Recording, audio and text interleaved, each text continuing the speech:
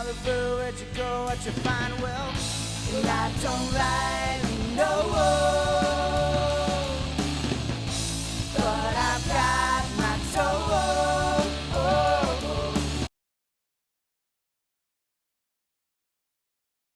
Plushie is a psychedelic rock group from Eugene, Oregon. Plushie is a band. It's my band. I'm in it with two other people. They're pretty alright, I think. I lead the band. I do a lot of the heavy lifting as far as creative influence and songwriting goes, and but they do good work too. Plushie is also a word for something that's soft, much like us. Oh shit. We're just gonna pretend that didn't happen. Plushie is we're pretending it's the late 60s, early 70s in 2019.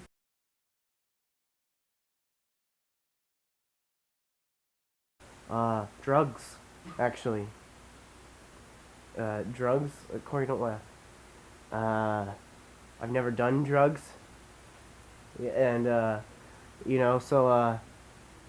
but the influence they had on our culture in the 60s, I thought was very important and interesting, and creates for a very unique texture for an artistic outlet, Yeah.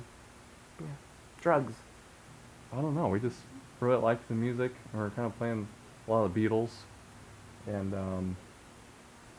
kind of decided to run with it. Really liked it, and more we experimented with it. And psychedelic rock's very open, and a lot of crazy effects that we liked. And Cody sent me a message and said that he needed a bassist, so here I am.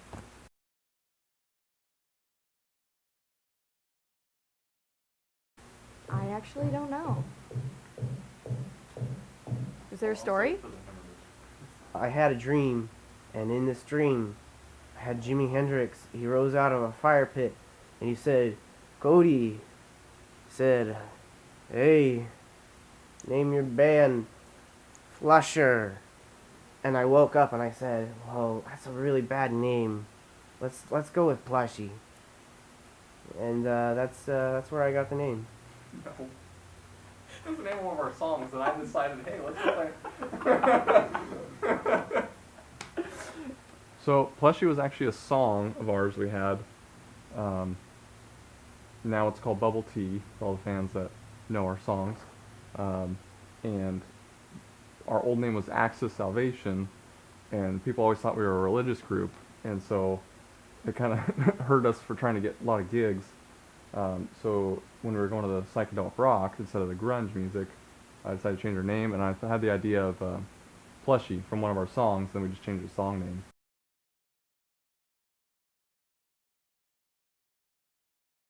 We use Vox amps because we're trying to nail a very British invasion kind of sound.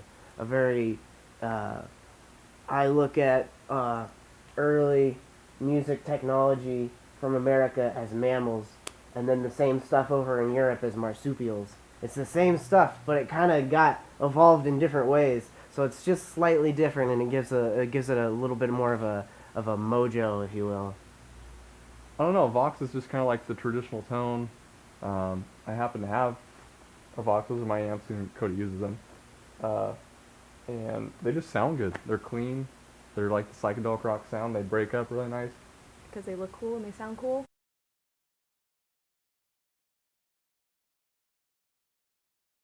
I really like it. I think it's quite nice, actually. She's pretty cool. She keeps me in line. Corey keeps us in line. And in turn, we kind of all keep each other in line. So that's nice. She's really soft. I didn't think I'd like it at first. It's not nothing against girls, but I just never played music with a girl before, so I was just I wasn't sure about it. And then as soon as she joined, after the first practice, so getting to know each other, it's actually a lot of fun. I really enjoy having her in the band.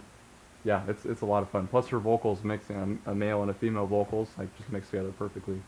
That is kind of interesting. So my music experience up till this point has been playing with girls rock, which is kind of focusing on bringing females to rock, because there's not very many of us. But being the only one, while it kind of sucks that there's only one of us, like, well, okay, I'm saying only one because I've been to several gigs where I'm the only girl up on stage all night, and there's like, you know, several bands, but I think it's kind of cool, honestly, because at least there's one of us and we're getting there. But yeah, I don't know. It doesn't bug me. I have fun. So I write the majority of the songs up until recently, actually. Recently we've started kind of getting together during practice and just jamming together and just seeing what works. And somebody will come up with something, Corey will come up with a guitar part, and then I'll learn it, and I'll start playing around with it, and I'll start thinking of melodies for it. And then all together, as a collective, we kind of start fashioning it into a song.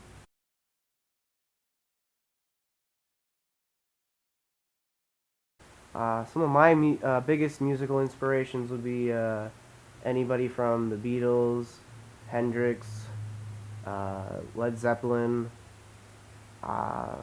all classic early rock and pop records.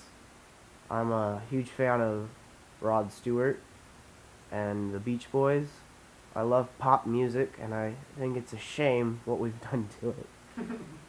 Well, my favorite band's Led Zeppelin, but that's everybody's favorite band, right? But definitely like B.B. King. I'm really big into the blues. Stevie Ray Vaughan, like one of my biggest, because I mainly play guitar. John Bonham is like my biggest drum inspiration. I'm obviously a really big fan of the Beatles, so like Paul McCartney is like my go-to. But I've also been listening to more, like Cody introduced me to Carol Kay and a lot of other really cool bassists that I've been listening to.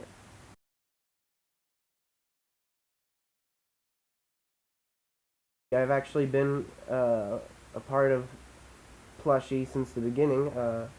We started out as a band a long time ago as kids, and through numerous member changes and a name change, we kind of crafted it into a new, more tightly knit,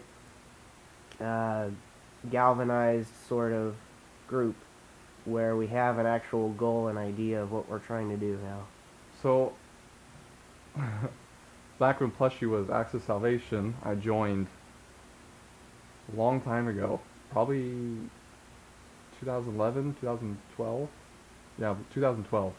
I joined. I was drummer number 5. We've been through a lot of drummers, and then I was in there for 3 years, and then I left.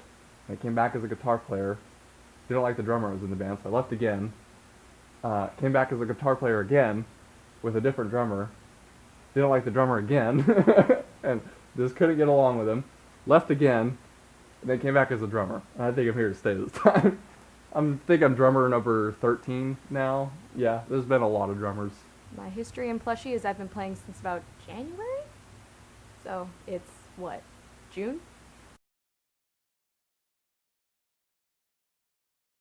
Plushie is unique, I think, because we're trying to make our music in a visual manner too. We're trying to make it visually appealing, and we're trying to create a vibe along as well as a sort of energy alongside the music. Not a lot of people are in a psychedelic rock band. I'm definitely the only one I've heard of. Everybody's playing classic rock, and you go to the bar and you hear the same 20 songs, same playlist, or everybody's in a metal band, which that's cool. I like metal. I go support a lot of the local metal bands, but we wanted to do something different. Our heart's really in the 60s and 70s psychedelic rock. The colorful guitars, big drum set, and the flashing colors and the crazy harmonies. I think our crazy outfits make us unique. Personally, our decked out guitars and our crazy outfits and being, I don't know, we're pretending it's a completely different decade, which is kind of cool. We're working on an album right now. I think it's going to be pretty cool. We're doing a concept album. Prince Oliver Moneybags the Fourth.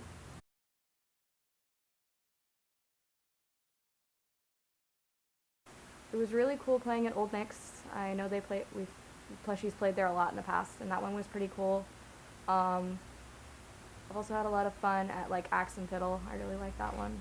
My favorite place to gig at is actually a place we don't gig at a lot, but it's called Lucky's in Eugene. It's a bar. They have a cool big neon sign, like an old cigar store sign. They got like the best sound and the best lighting, and it's all cool there. And then Old Nick's, that's definitely one of the places we play a lot. My favorite place to gig is actually not physical. It's in a spiritual realm. When we have a really good show, I kind of get into the zone, and I feel the crowd, and I feel their response, and they take me to a different place that it's really more ethereal, and it's spiritual, and it looks kind of like a cloud and a giant cat, but the cat's a bus, and we're inside of the bus cat, and it's going through the clouds, and I'm playing inside there, and I feel at home, and it's really that's my favorite place to gig. But other than that, I really like Old Nick's.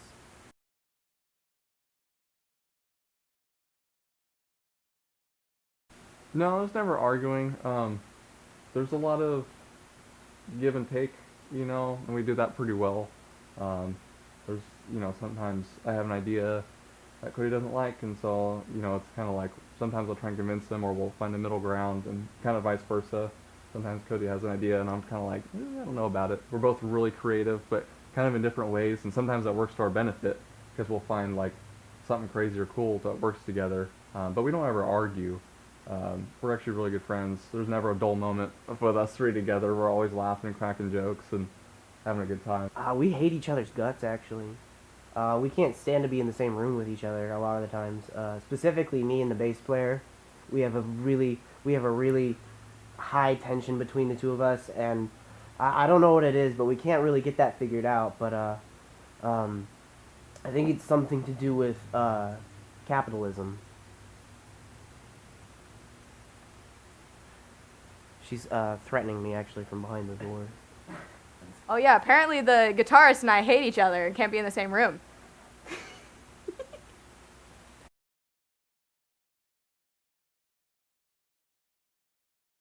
We have one especially large fan, I think 400 pounds actually.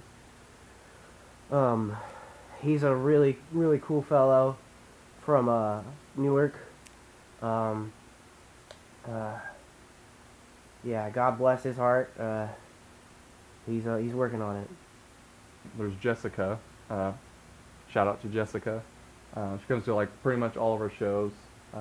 Cody's dad has been a huge supporter since like Cody started Access Salvation. So shout out to John.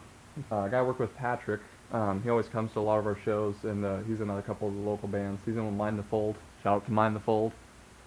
They always support us, and Jared's cool. Shout out to Jared. Also, Matricia with Kids Rock. They always hook us up, and we support them, and they support us, and give us a lot of shows. Shout out to Kids Rock. Go follow them.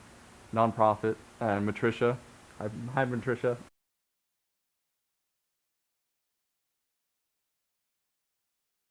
Really like the Power Trio. It keeps it simple. We thought about a keyboardist, getting some cool organs or synth sounds, to kind of further that psychedelic rock sound. A keyboard would be kind of cool, but I'm loving what we have right now. I think a tiny little tambourine player would be really cool. I am actually. My real name is Prince Oliver Moneybags IV. Prince Oliver Moneybags IV. He is a rich prick that, I mean, that's pretty much what he is. Pretty much has been handed everything his whole life, and just doesn't care about anybody else, and kind of gets a reality check. Prince Oliver's who our concept album is about, by the way.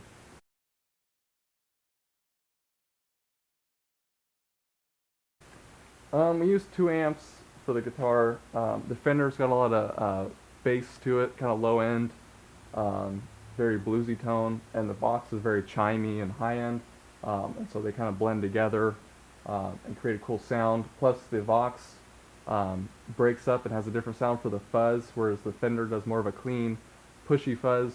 So those blend together and just like, it's kind of our unique sound. That's why we always have those two at the show. Um, and that was kind of originally my sound. And as soon as I found it, I brought it to Cody. I'm like, we gotta try this, gotta do this. And he's kind of unsure about it at first, but after we've experimented with it and played it, it's like he doesn't want to play through any other amp now. It's like those two amps.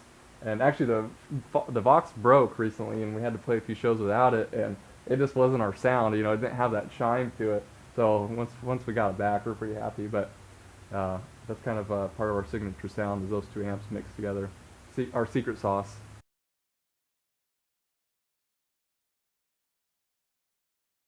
Really, I haven't actually noticed that. Oh yeah, would you look at that? That's at least 1, 2, 3, 4, 5, 6, 7 if you count that one, colors. How about that? I wonder who did that.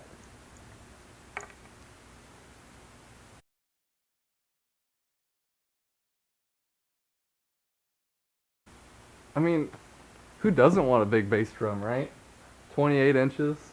I actually got that from a friend in Springfield. Shout out to Jason. It's just big. You can put a big logo on it. That's kind of what's coming next. We're going to do a Plushie logo on it.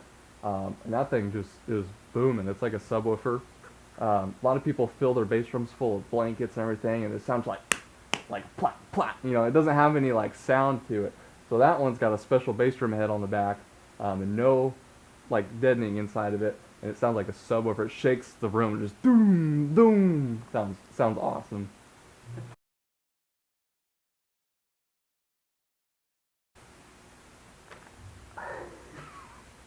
I'm not. What?